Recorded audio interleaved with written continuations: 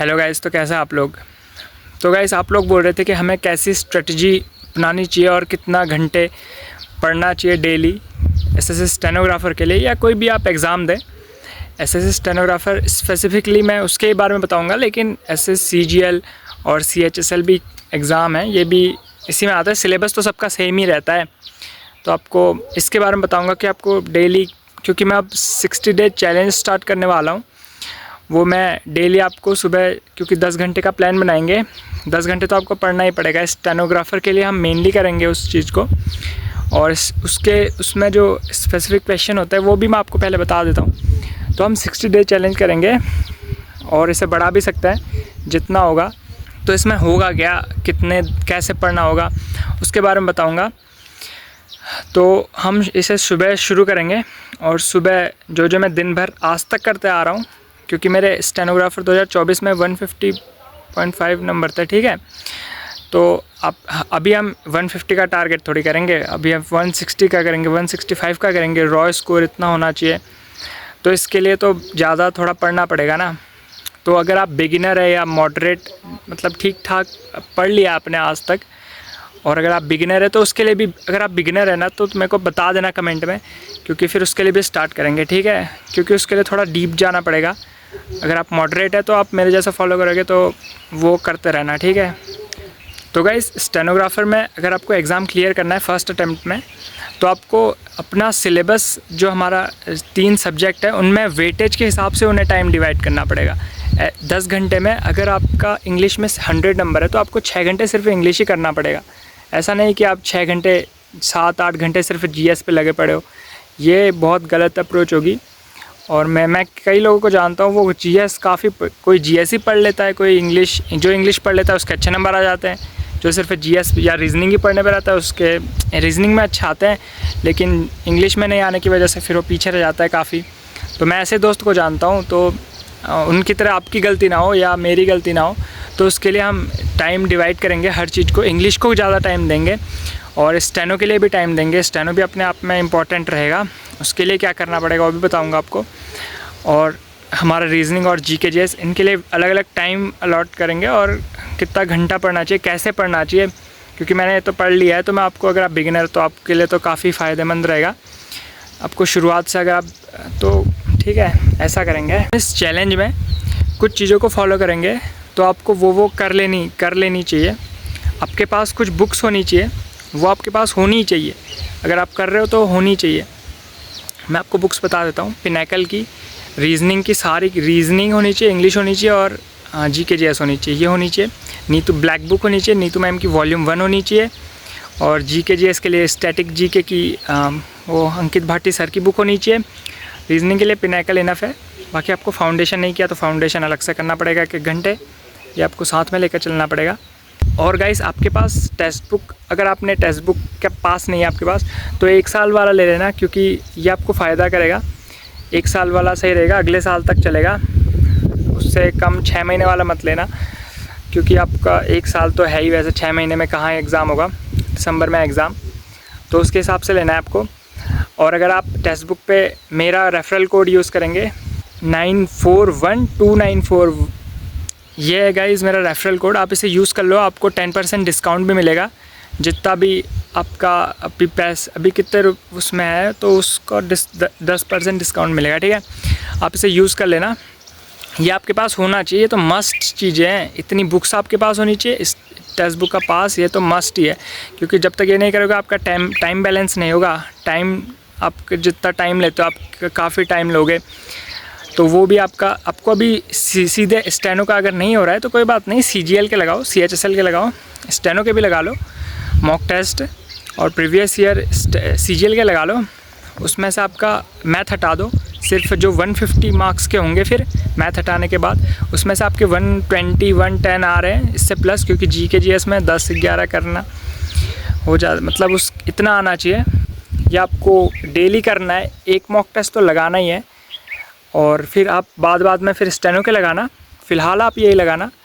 और पीवाईक्यू आपका main important भी है। पीवाईक्यू तो क्वेश्चन तो रिपीट करते हैं, तो उसके लिए आप सीजीएल पे, सीजीएल का डायरेक्ट, सीजीएल थोड़ा अलग पैटर्न पे चलता है, स्टेनो थोड़ा अलग चलता है। स्टेनो की रीजनिंग काफ़ी ज़्यादा डिफरेंट नहीं होती है। नॉर्मल थोड़ी बहुत क्वेश्चन जो कैलेंडर के क्वेश्चन है जैसे वो सीजीएल में नहीं आता है, तो उसके लिए आपको मैं स्पेसिफिकली अलग से बताऊंगा। लेकिन जो सीजीएल में आता है वो स्टेनो में भी आता है, तो आपको वो तो करना ही है, सीजीएल वाला वो तो मस्ट है। लेकिन स्टेनो के लिए थोड़ा सा अलग और करना पड़ेगा, तो आपको ये तो करना ही है रीजनिंग के लिए। और इंग्लिश के लिए आपको डेली 25-25 क्वेश्चन जो उसमें है, उसके अलावा भी आपको पिनैकल सॉल्व करनी है।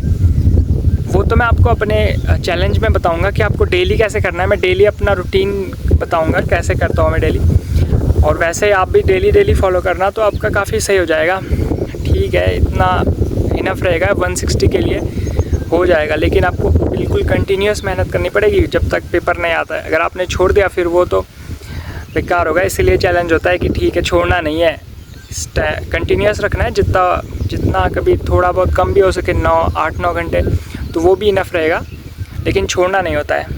गाइस, हम इंग्लिश के लिए रीडिंग भी इम्पॉर्टेंट रहती है, उसके लिए भी करना पड़ेगा, और प्रैक्टिस भी काफ़ी चाहिए। प्रैक्टिस में गलती मत करना, क्योंकि पहले अपना फाउंडेशन कर लो, वो तो करना ही है, वो तो होना ही चाहिए, वो तो अब तक हो जाना चाहिए था। अब नहीं है तो अब अभी शुरू कर लो, और फाउंडेशन होने के बाद जल्दी ख़त्म करो। पहले फाउंडेशन ही ख़त्म करो, फिर प्रैक्टिस करनी है दबा के ख़तरनाक सी। इंग्लिश के लिए मॉक टेस्ट तो देना ही है, वो चाहे 2-3 दे दो तो एक दिन में। इंग्लिश तो मेन रखेगी आपका इम्पोर्टेंट। रीजनिंग आप तब भी कम पढ़ लो, 1 घंटे 2 घंटे कर लो। इंग्लिश में कोई वो लापरवाही नहीं चलेगी, आपके मार्क्स बहुत कम होते हैं इससे। इंग्लिश में आपका 90 का टारगेट तो होना ही चाहिए, और इतना हार्ड भी नहीं होता है। 90-95, मैं 95 का टारगेट रख रहा हूँ, और आप भी फॉलो करो उसे, तो आपके भी आ जाएंगे। ऐसा कुछ नहीं कि किसी के नहीं आ सकता है, आ जाएंगे, इतना कुछ नहीं है 95 में। तो मैं आपको आप जैसे मैं करूँगा वैसे करना ना। अगर आप कुछ और अलग कर रहे हो, जीके जीएस पढ़ रहे हो दिन भर, रीजनिंग पढ़ रहे हो दिन भर, तो आपके थोड़ी आएंगे 90।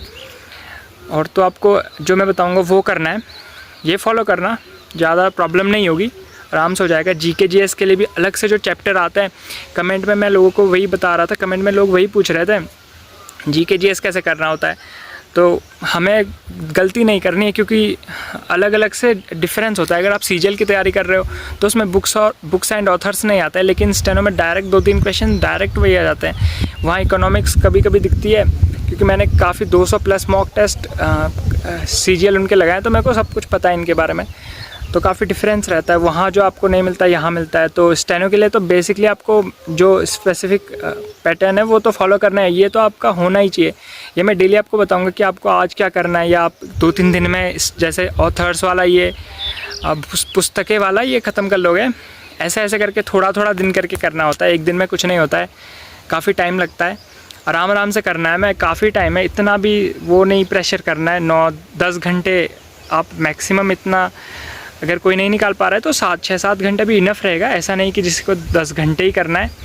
अगर आपका कुछ और काम करते हो, आप कुछ जॉब वॉब करते हो, तो आपको कम भी चल जाएगा, पर आपको स्पेसिफिक चीज़ें पढ़नी है। ऐसा नहीं कि सब कुछ पढ़े जा रहे हो सब कुछ, तो वो उससे कुछ नहीं होता है। आप कितना पढ़ लो, आपका जब तक स्पेसिफिक, क्योंकि मैंने काफ़ी कैलेंडर के इतने ख़तरनाक क्वेश्चन लगाए थे, वो कुछ आता ही नहीं है। आता क्या है, आता सिर्फ वही है जो अगर ये हो जाए, जैसे आता क्या है, डे कौन सा था, 12 जनवरी को कौन सा डे था 2019 का, तो ये आता है। और अगर ये हो जाए आपका कंप्लीट, पहले आप इसे कर लो और ये हो जाए, फिर आप जो हार्ड क्वेश्चन है उन्हें देख सकते हो, जो ख़तरनाक वाले क्वेश्चन होते हैं, जो बेसिकली आते नहीं है ना सीजीएल में आते हो, लेकिन उसे प्रैक्टिस कर लेना। इतने ख़तरनाक भी नहीं होता, नॉर्मल होता है।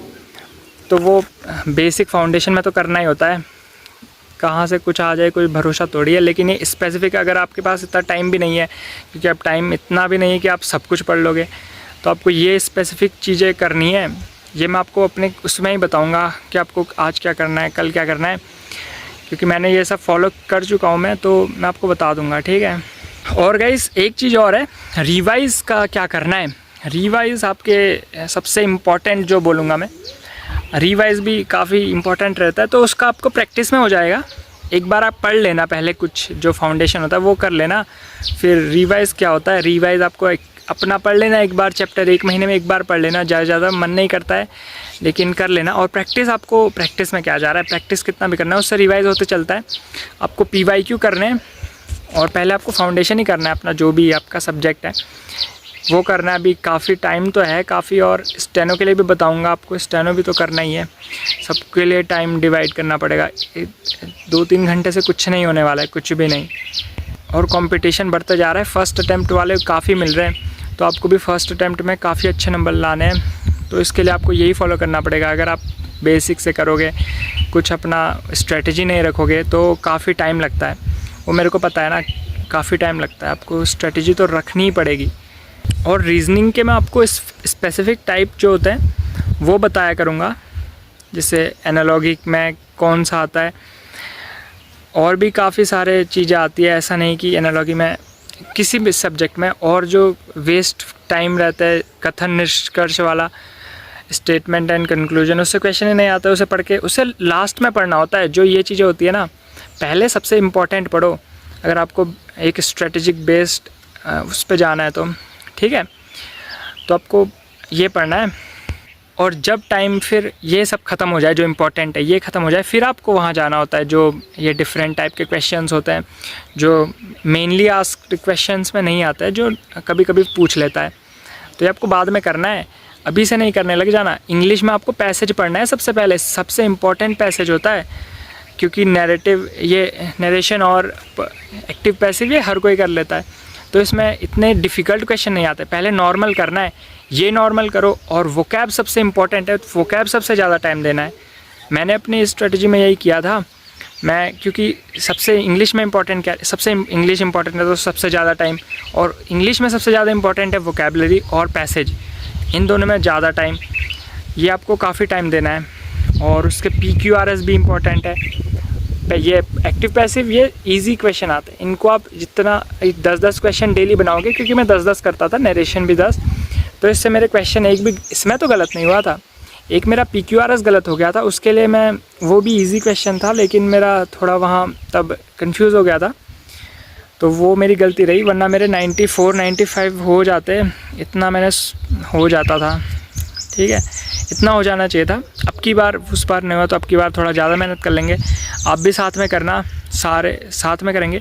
और टेक्स्ट बुक का पास ले लेना, वो आपको हेल्प करेगा, काफ़ी हेल्प करेगा। वो नहीं, वो फिर उससे दिक्कत हो जाएगी अगर आप नहीं लिया तो वो ले लेना, ठीक है गाइस। ओके, अगर आपको, और मैं कल से वीडियो बनाना शुरू कर दूँगा इसके लिए, ठीक है गाइस।